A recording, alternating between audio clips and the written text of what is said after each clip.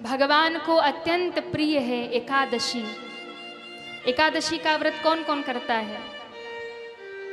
सब लोग किया करिए एकादशी का व्रत, क्योंकि सारे व्रत दुनिया में जितने हैं वो सब व्रत संसारिक भौतिक वस्तुओं की प्राप्ति के लिए है। वो सारे व्रत दूसरों के लिए है। एकमात्र एकादशी का व्रत ऐसा है जो स्वयं के कल्याण के लिए और भगवान की प्रसन्नता के लिए रखा जाता है। भगवान की प्रसन्नता के लिए। अभी हमारे बीच में एकादशी आने वाली है, ज्येष्ठ मास के कृष्ण पक्ष की एकादशी, जिसे अपरा एकादशी, अचला एकादशी भी कहते हैं।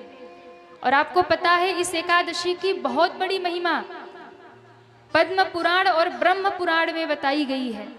ये अपरा एकादशी, अचला एकादशी जो है, इसकी महिमा का कोई पार नहीं है। इसका नाम ही है अपरा, जो अपार फल देने वाली है, जिसकी महिमा अपार है, वो है अपरा एकादशी। ये हमारे हजारों जन्मों के पाप को जलाकर भस्म करने का सामर्थ्य रखने वाली है अपरा एकादशी। इसका नाम ही अपरा है, जिसकी महिमा अपार है, जिसकी महिमा कही नहीं जा सकती, वही अपरा एकादशी है।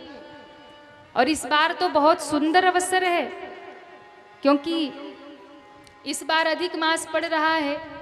वैसे तो महीने में 2 एकादशी आती है और पूरे साल में 24 एकादशी हम करते हैं, पर इस साल एक महीना बढ़ रहा तो 26 एकादशी है। जब अधिक मास की, पुरुषोत्तम मास की इतनी महिमा है, तो उस पुरुषोत्तम मास की एकादशी की कितनी महिमा होगी। तो इसलिए इस बार की एकादशी सब करिएगा, इसका बहुत बड़ा फल है और इससे आपके सारे पाप समाप्त हो जाएंगे। धर्मराज युधिष्ठिर ने भगवान श्री कृष्ण से पूछा कि प्रभु, ज्येष्ठ मास के कृष्ण पक्ष की एकादशी की महिमा बताइए। भगवान श्री कृष्ण कहते हैं कि ज्येष्ठ मास के कृष्ण पक्ष की जो अपरा एकादशी है, इसकी महिमा शास्त्रों में बहुत है। अपरा एकादशी का व्रत, ज्येष्ठ मास के कृष्ण पक्ष की एकादशी का व्रत आपने कर लिया ना, तो जो फल गंगा स्नान से, काशी वास से, गौदान से, स्वर्ण दान से, अन्न दान से प्राप्त होता है, वो फल एकमात्र अपरा एकादशी के व्रत से ही प्राप्त हो जाता है। इसकी महिमा का वर्णन स्वयं भगवान श्री कृष्ण ने किया। अपरा एकादशी का व्रत करने वाले को गंगा स्नान केवल व्रत करने से, काशी धाम वास, स्वर्ण दान, गौ दान, इन सबका फल मिल जाता है। और कहते हैं यदि जिससे जीवन में बहुत बड़ा अपराध हो गया हो, अपराध कितना बड़ा, यदि आपसे गुरु का अपमान हो गया हो, यदि आपने झूठी गवाही दे दी हो, यदि आपने कभी झूठ बोला हो, जिसने झूठी गवाही दी हो, गुरु का अपमान किया हो, चोरी किया हो, भ्रूण हत्या, जीव हत्या, ब्रह्म हत्या जिसको लगी हो, पर निंदा करने वाला निंदक जो हो, दूसरों की जो निंदा करता हो, किसी के साथ धोखा किया हो। आजकल तो सबको धोखा देते हैं ना, दूसरों की आंख में धूल झोंक करके अपना काम बना लेते हैं। तो यदि किसी को धोखा दिया हो, किसी को गाली दी हो, किसी को अपशब्द कहा हो, यदि किसी का चरित्र बिगड़ गया हो, अगर आप धर्म भ्रष्ट हो गए हो, और जो शिष्य विद्या प्राप्त करने के बाद में गुरु की निंदा करता है, वो पातक लिप्त होकर के भयंकर नरक में जाता है, नरक में गिरता है। लेकिन अगर ये सब अपराध करने के बाद भी कोई अपरा एकादशी का निष्ठा पूर्वक, नियम पूर्वक व्रत कर ले, तो झूठी गवाही देने वाला, चोरी करने वाला, भ्रूण हत्या, ब्रह्म हत्या, जीव हत्या, पर निंदा, ये सब करने वाला पापों से मुक्त हो जाता है। पर इसको करने के बाद फिर से वो अपराध ना करे, इस बात का संकल्प कर ले। कहते हैं इस अपरा एकादशी की इतनी महिमा है कि काशी में रह करके शिवरात्रि व्रत करने का जो फल मिलता है, आप काशी में निवास करके शिवरात्रि का व्रत करो, उसके बाद जो फल मिलता है, भगवान केदार के दर्शन, केदारनाथ का दर्शन करने के बाद जो फल मिलता है, गया जी में पिंडदान करने से पितरों के तृप्त होने पर जो फल मिलता है, सूर्य ग्रहण के समय कुरुक्षेत्र में जाकर के यज्ञ करके हाथी घोड़ा स्वर्ण दान करने का जो फल मिलता है, वो फल केवल अपरा एकादशी का व्रत करने मात्र से ही मिल जाता है। अब आप सोचिए कि इसकी कितनी बड़ी महिमा है,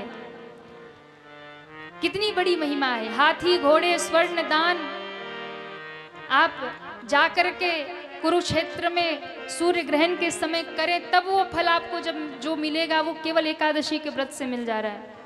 तो ये बड़ी सुंदर एकादशी है, इसका व्रत अवश्य करना चाहिए। बड़ी सुंदर इसकी महिमा है, बड़ी सुंदर इसकी कथा है। कहते हैं महीध्वज नामक एक राजा हुए, महीध्वज नामक एक राजा हुए, उनके छोटे भाई जिनका नाम था ब्रजध्वज। महीध्वज जो थे वो बड़े ही न्यायप्रिय थे, भगवत भक्त थे, धर्मात्मा थे, धर्मज्ञ थे। पर उनका छोटा भाई ब्रजध्वज बड़ा ही क्रूर था और अपने भाई से ईर्ष्या करता था।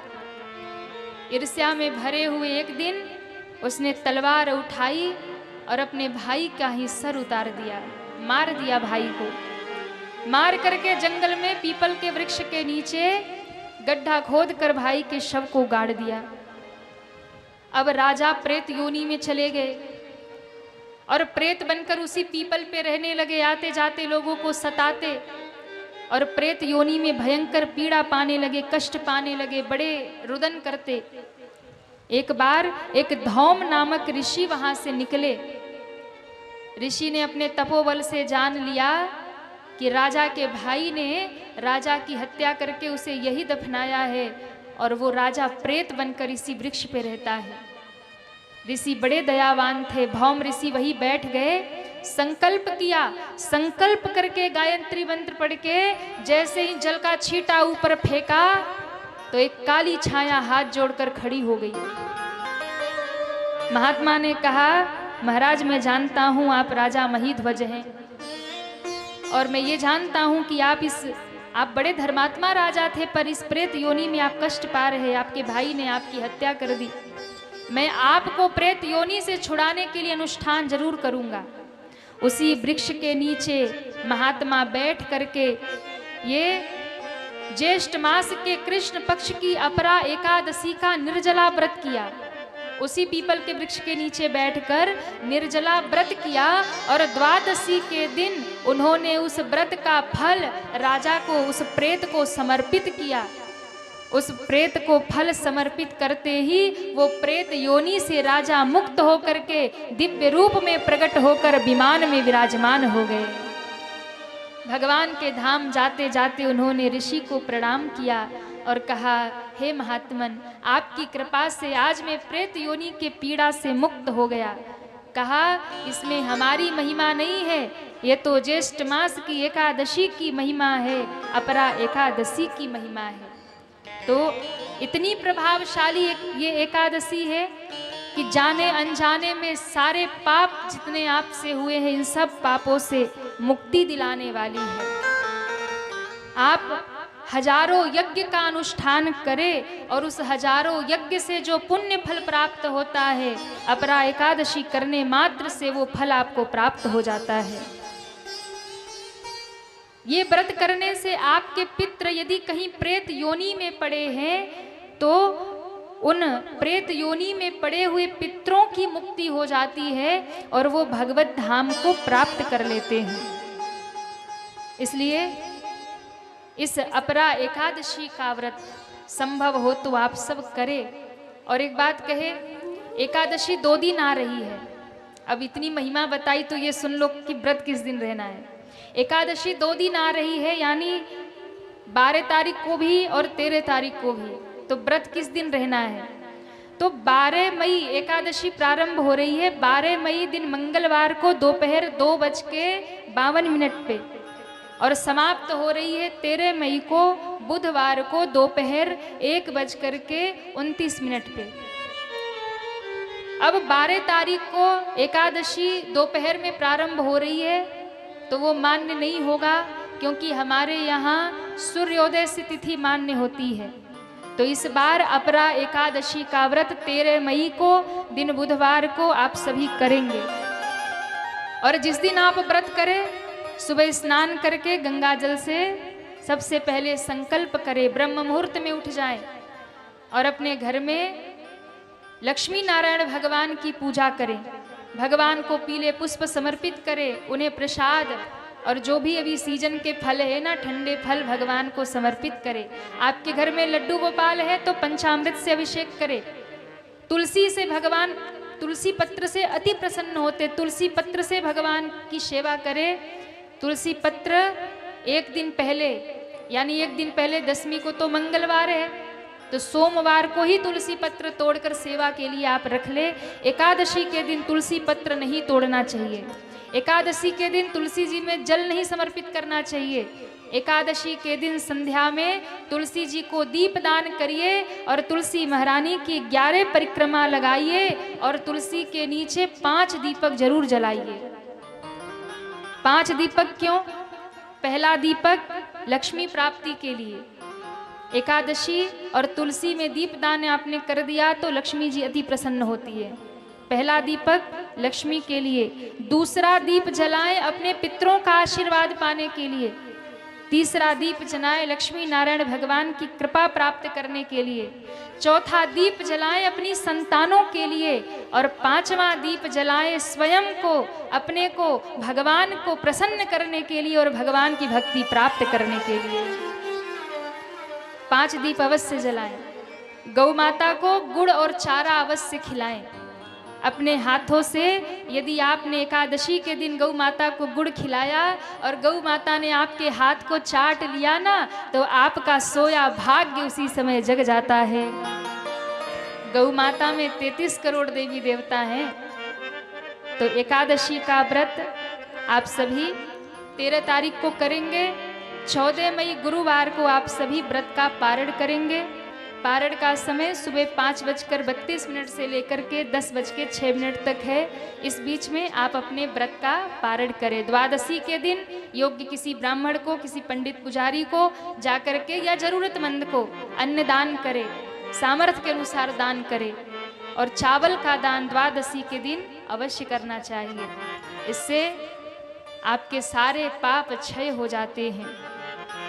तो भगवान की प्रसन्नता के लिए हमें एकादशी का व्रत जरूर करना चाहिए।